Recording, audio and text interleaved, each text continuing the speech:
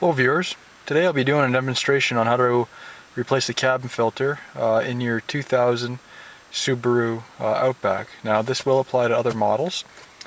Now first what you have to do is remove the glove box. I've already unclipped from the sides here.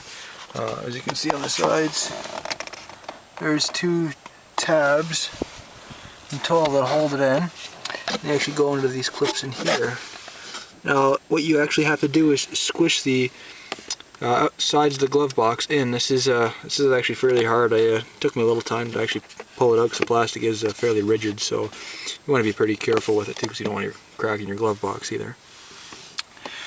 Now what you have to do in the next step is you can just swing it down, you don't actually have to remove it totally. Then you want to remove all these Phillips screws around here. Now a total of 7 screws should have came out in that step there. Now they're all the same length and they're all the same size, so you don't have to worry about mixing them up when you reinstall the pieces. Now another piece which you have to remove is a little plastic clip like this. Now this is just a screw that goes into the tabs here, and what happens is it actually expands in the holes. Now that is located up front under the dash here, and it's actually on this trim piece here, which I actually just removed.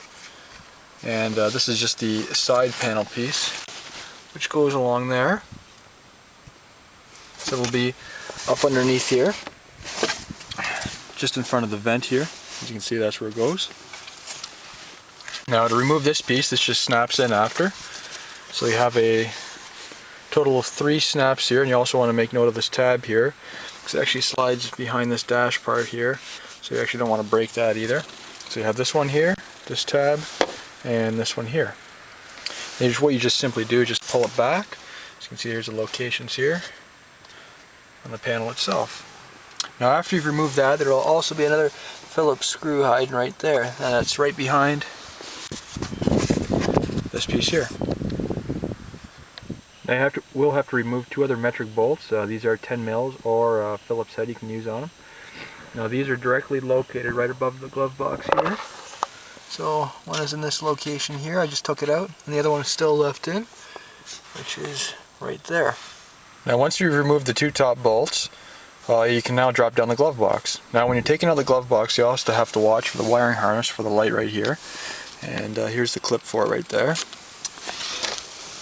And it's just in here, and now what you just have to do is to press this side tab here with a flat screwdriver, just to remove it. It can be a little bit of a pain because you have the weight on the glove box coming down, and this plastic assembly is slightly in the way, so it might take you just a little bit of effort to pop it out. Now just to go over all the fasteners I pulled out for it. Now there's going to be 3 in this location right here, so the one there, here, and here. Okay, these 2 here are actually for the trim panel on the side here. This one is located under the trim panel, which you have to remove. There's also one here. There's these 2 directly under the dash here. They just go right under this piece here.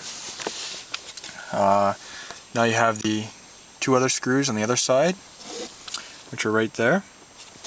Then you'll have the 2 bolts that are inside, which are 10 mil or Phillips. The rest of the screws are actually all Phillips, and they're all the same length. Even with these 2 bolts here, they are the same length, so you don't have to worry about mixing anything up. And then you just simply want to pull this piece out. And then you also have the wiring harness here, which you just mentioned a second ago.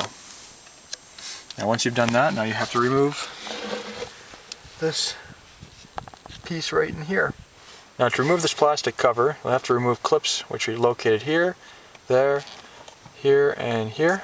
And they just look like this. They're just simply snap-on clips. You can remove them with just a flat screwdriver. And then the panel just slides down and pops out like so. Now considering that there was actually no filter installed there, I'm not sure if someone's removed it, or possibly this car didn't come from factory with one installed.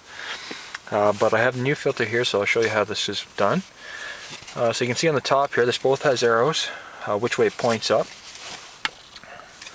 Now what you want to do, this is a 2-piece filter. As you can see on the bottom here, it's got like a little track, and this one also has the same. So simply what it does is just slides in there, and then